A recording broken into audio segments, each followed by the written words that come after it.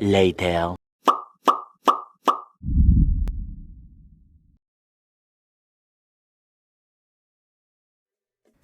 Okay, hi guys, and welcome to another video. May you be in good health and positive spirit always. Once again, you are with me, Keris Johari, better known as Pak Jofe, the Kris Collector from Singapore, and you are watching another educational video that I hope will help you grow your collecting skills and develop a healthy collecting habit right here on the Kris Collector YouTube channel. Let's not waste any more time. Today is an exciting and long-awaited video related to the tricky aspect of Keris Merangi, specifically the art of Keris Warangan. Now, here's a quick recap. The art of Keris Merangi involves 4 stages in total: preparation, mutih, warangan, and last but not least, oiling. I have covered the first 2 stages in my previous videos, and now we are halfway through the warangan stage. I have made the warangan and left it out under the sun, and now I am about to put it to use. This is a fresh batch of warangan, only about a month old.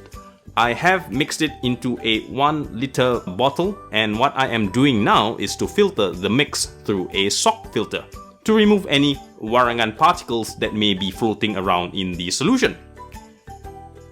Observe that it has the color of a long black. That's black coffee to all you non-coffee drinkers out there.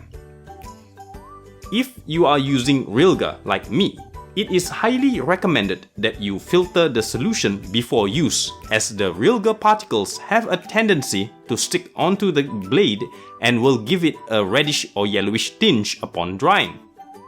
We don't want that to happen, so the best way is to filter the solution before use. If done right, you should have something like this: a black solution free of any heavy particles. Rilga is denser than lime juice and should sink to the bottom of the container. But the finer ground up particles may be floating around, so with a sock filter, it should be able to strain the floaters.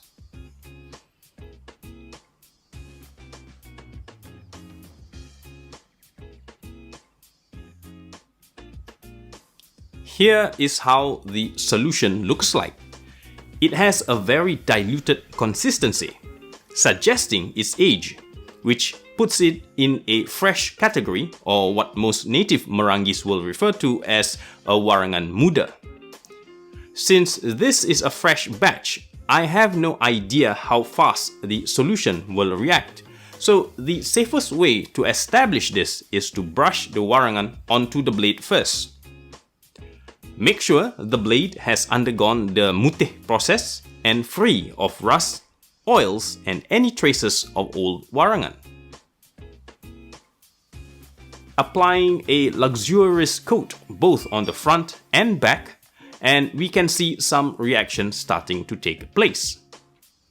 Not that fast reacting, so it should be safe to add the rest of the warangan in.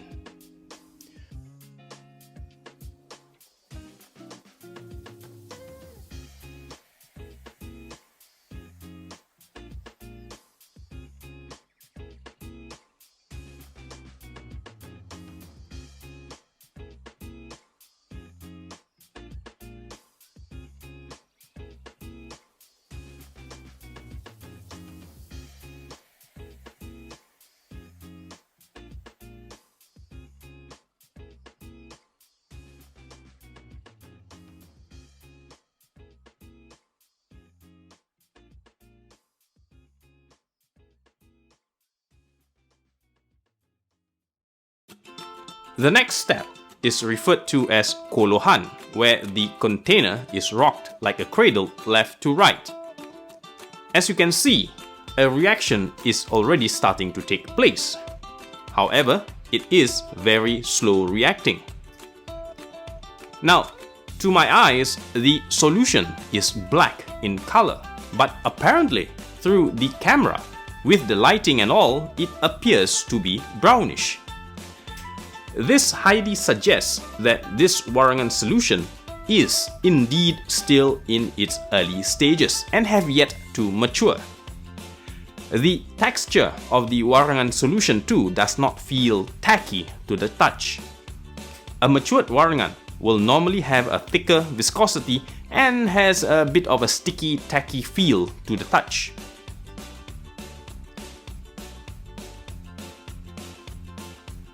Now, after observing the reaction at this point, I would gauge that the Warangan is still soft. In Malay, we call this Warangan lembut. Not a good sign, as this also indicates that this Warangan is likely to be weak. But this is just my preliminary assessment. Let's see how it ends up before I draw my conclusions. Right here now, I am applying a technique called pijatan, whereby you press your thumb and fingers between the blades to massage the Warangan into the open pores of the kris blade. This will be repeated at intervals throughout the entirety of this Warangan process.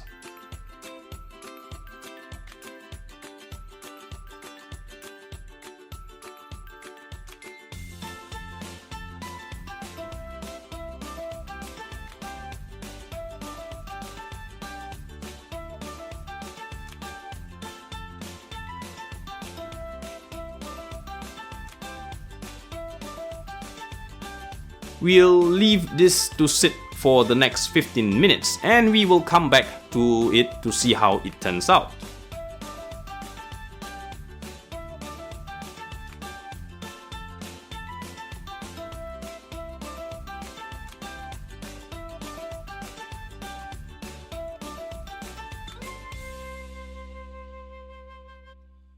A few minutes later.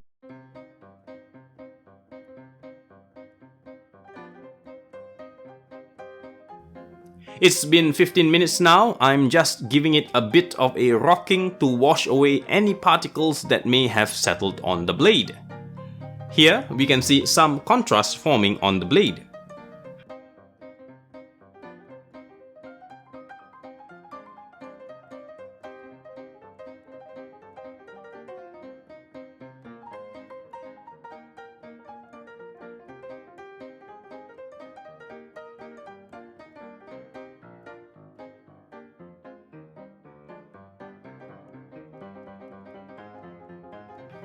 But I feel this solution may need some addition of fermented lime juice. Now this is called Warangan adjustment, and I am only adding about 50 milliliters of aged lime juice into this mix.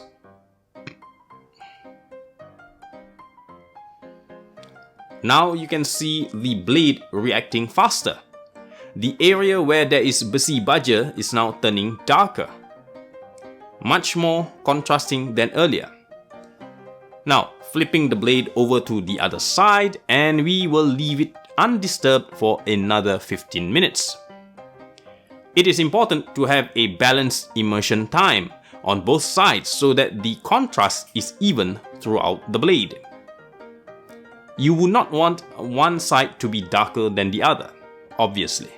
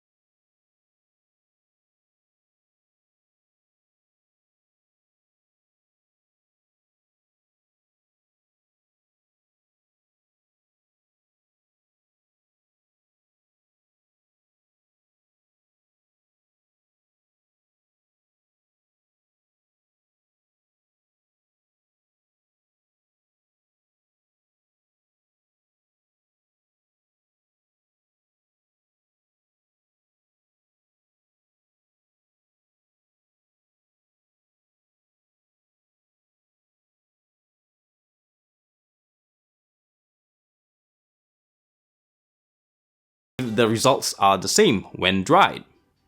If it is still the same, then it means I will need to make further adjustment to the amount of rilga to add in.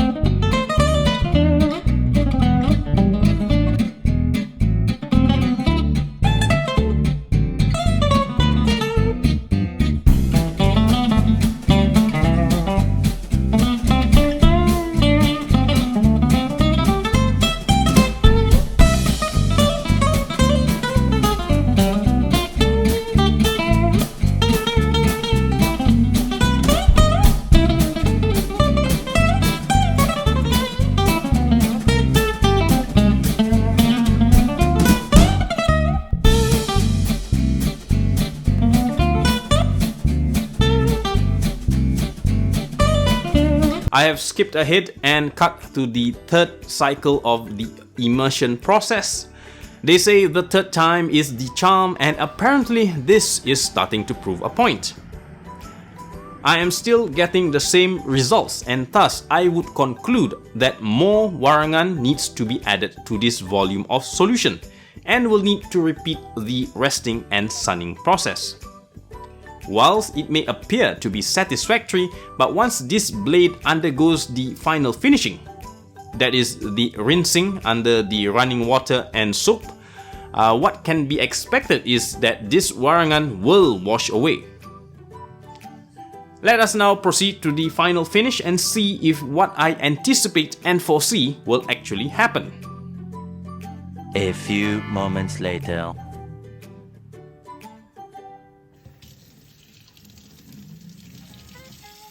Okay, now we are going through the final finish process. As you can see, even when dried, the blade has taken a more lighter tone as compared to when it was wet in the warangan solution. Applying soap with a brush, spread it evenly throughout the entirety of the kris blade.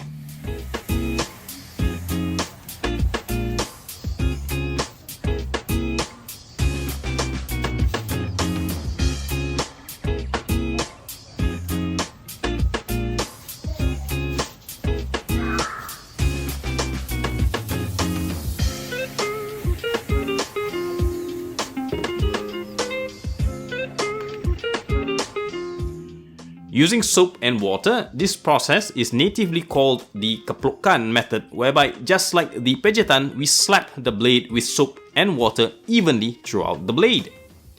The reason for this is to ensure any excess lime juice and warangan is removed and neutralized. This is the final finish stage.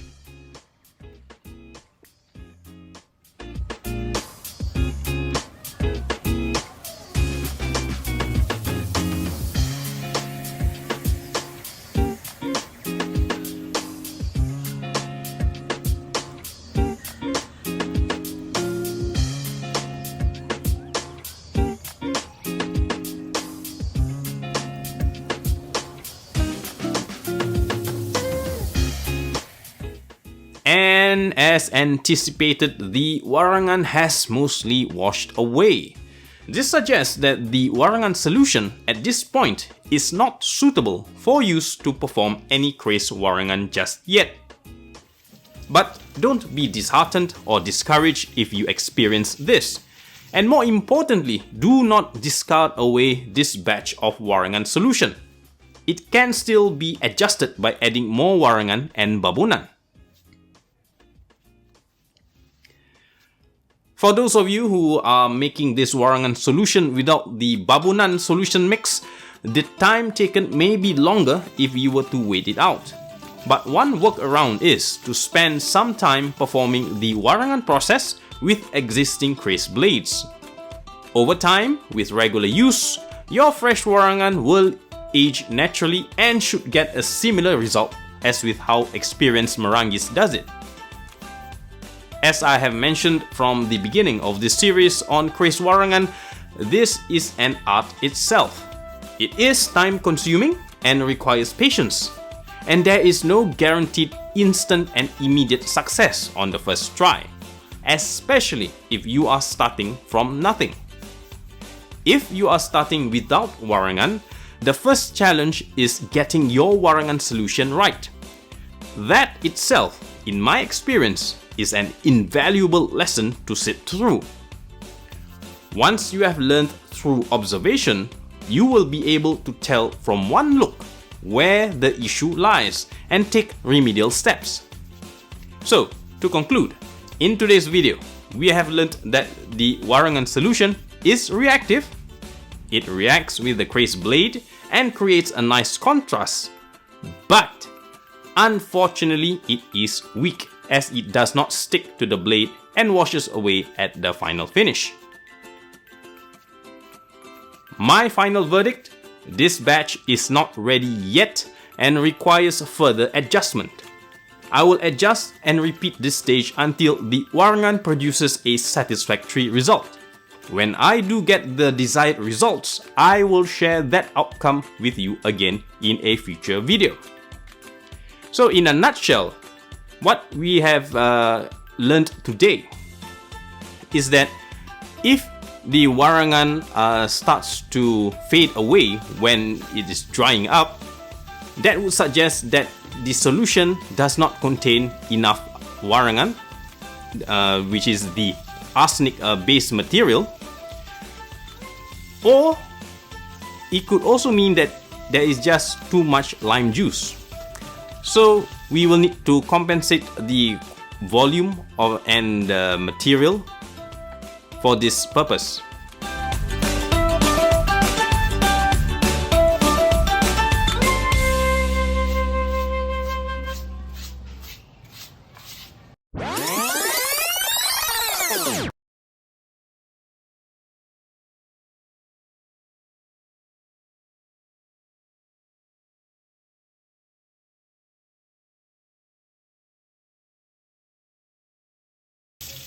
That is all for today's video. Thank you for watching till the end. I hope this video adds value to you and may you learn something new and useful from watching this.